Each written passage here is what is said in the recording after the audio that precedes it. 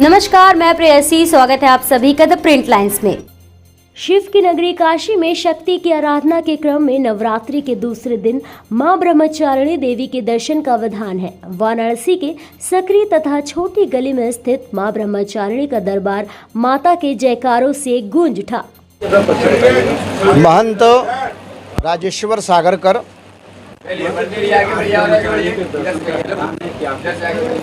ऐसा है कि चैत्र नवरात्र द्वितीया तिथि को ब्रह्मचारिणी दुर्गा देवी का दर्शन अति प्राचीन काल से होता चला आ रहा है। इनका दर्शन करने से विशेष पुण्य फल प्राप्ति होती है।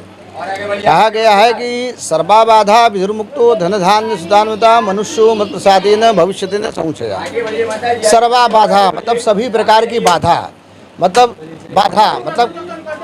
कोई भी कार्य न होना, उसमें बाधा आ जाना, रोग बाधा, शत्रु बाधा, व्यापार बाधा, सभी प्रकार की बाधाओं को भगवती दूर करती है। सर्वा बाधा विधुर्मुक्तो धन धान्य।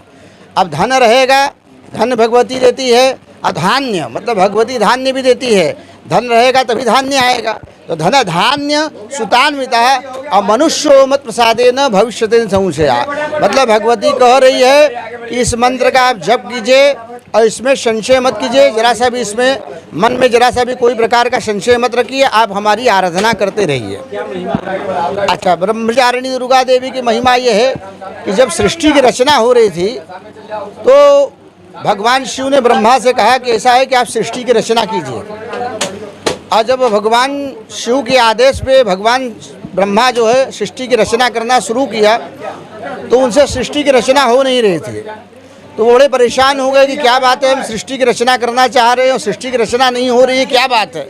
भगवान ब्रह्मा फिर शिव के पास गए और शिव ने शिव से कहा कि हम सृष्टि की रचना करने का प्रयत्न कर रहे हैं, इसके बावजूद सृष्टि की रचना नहीं हो पा रही है। तो भगवान शिव ने कहा कि बिना शक्ति की आराधना की सृष्टि की रचना नहीं हो सकती है। अब जैसे हम आप हैं, बिना सृष्टि की रचना मतलब दोनों रहेंगे, पुरुष स्त्री रहेंगे तभी सृष्टि की रचना हो सकती है। इसलिए भगवती की उपासना करने के लिए ब्रह्मा को कहा। अब ब्रह्मा ने भगवान शिव के आदेश पे भगवती की उपासना करना शुरू किया। भगवती प्रकट भई। भगवती ने कहा ब्रह्मा से कि आप हमारी आराधना क्यों कर रहे हैं। तो भगवती से याचना करके कहा, माँ हम इस सृष्टि की रचना करना चाहते हैं और सृष्टि की रचना नहीं हो पा रही है। तो भगवती ने उनको वरदान प्राप्त दिया, आशीर्वाद दिया और ब्रह्मदंड प्रदान किया। जिस ब्रह्मदंड के कारण इस सृष्टि की रचना ब्रह्मा ने किया, इस कारण से इनका नाम ब्रह्मचारिणी पड़ा। ऐसा है कि कहा गया है कि नैवेद्य में तो सभी प्रकार चढ़ा सकते हैं, लेकिन इनको नारियल बहुत प्रिय है। कहा गया कि बलि प्रदाने पूजा या मगरी कार्य महोत्सव है। आपने सब पूजा किया और अगर नारियल नहीं चढ़ाया तो आपकी पूजा अधूरी रह गई। इसलिए भगवती को नारियल विशेष प्रिय है। इसलिए अड़हुल का फूल है, उसके संग नारियल भगवती को अर्पण करते हैं कि जिससे बलि से भगवती प्रसन्न रहे और संसार का कल्याण करती रहे।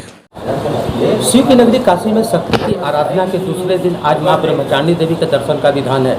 वाराणसी के सकरी गलियों में स्थित मां ब्रह्मचारिणी देवी का मंदिर है, जो ब्रह्मा घाट के पास भी स्थापित है।